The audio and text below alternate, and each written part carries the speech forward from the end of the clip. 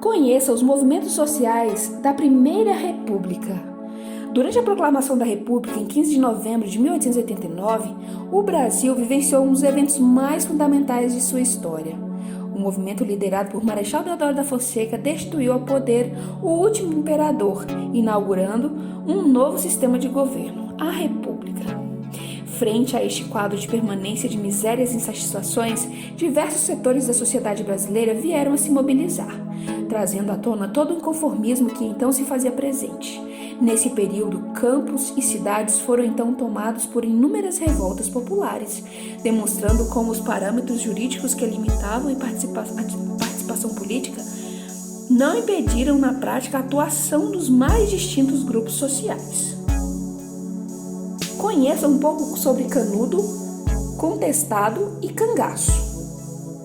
Problema que ainda hoje nos aflige, a concentração de terras se apresentava como o principal ingrediente motivador das rebeliões que ocorreram nos campos brasileiros na passagem do século XIX para o XX.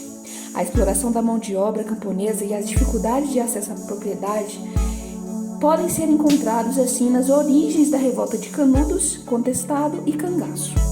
Ocorrido em locais distintos, a formação do Arraial de Canudos, Bahia, e a revolta do Contestado, entre Paraná e Santa Catarina, fizeram-se a partir de lutas dos mesmos atores sociais, ou seja, camponeses, exploradores, em decorrência da expansão latifundiária.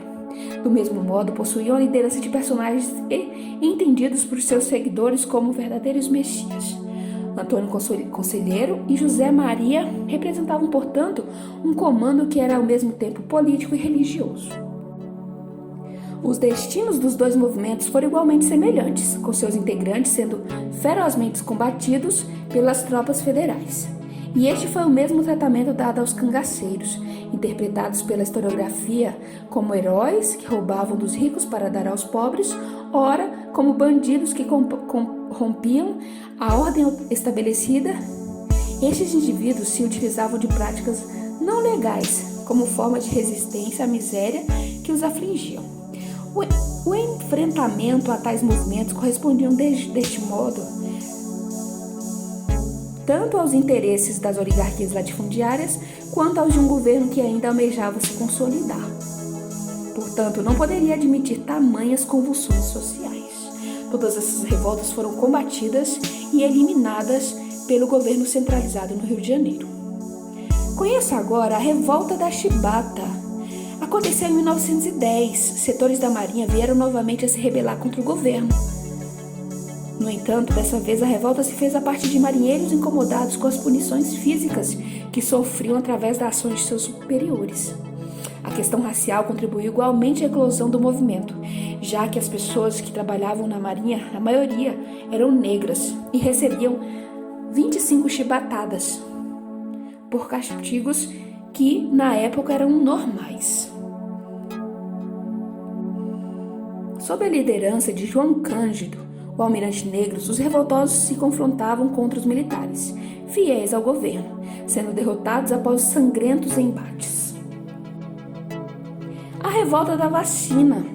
A cidade do Rio de Janeiro apresentava grande centralidade nos movimentos sociais ocorridos durante o período oligárquico e quando ainda era capital federal. Foi palco de inúmeros levantes contra o governo, inclusive a revolta da vacina. Tendo ocorrido durante a gestão do prefeito Pereira Passos, o movimento se opôs à obrigatoriedade da vacina, imposta pelo governo público. O que se contestava, na verdade, não era apenas o autoritarismo do projeto, mas as reais intenções do governo em estabelecer tal medida. A insatisfação da população carioca com a administração do prefeito também se relacionava às reformas urbanísticas.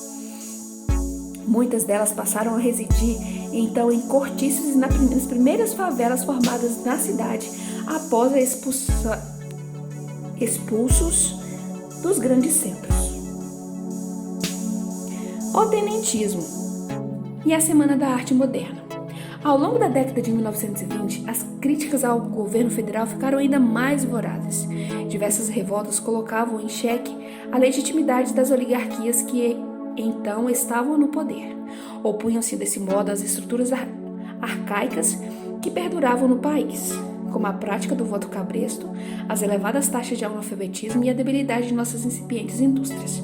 Nesse contexto, e lutando com tais mazelas, é que serão organizadas a Semana da Arte Moderna e o movimento tenentista. Além de sua grande importância em termos intelectuais e artísticos, foi vanguardista ao criticar claramente os desmandos das elites políticas brasileiras. O tenentismo, idealizado por tenentes e outros jovens militares, uniu diversos setores das Forças Armadas contra esses menos poderosos. A revolta dos 18 do Forte de Copacabana e a Coluna Prestes são dois exemplos de eventos mobilizados a partir das concepções tenentistas. Essas são algumas revoltas que ocorreram no período republicano, mostrando que o povo brasileiro também se revolta e também se manifesta contra esse domínio centralizado. Se você gostou do vídeo, se inscreva no canal e dê o seu like.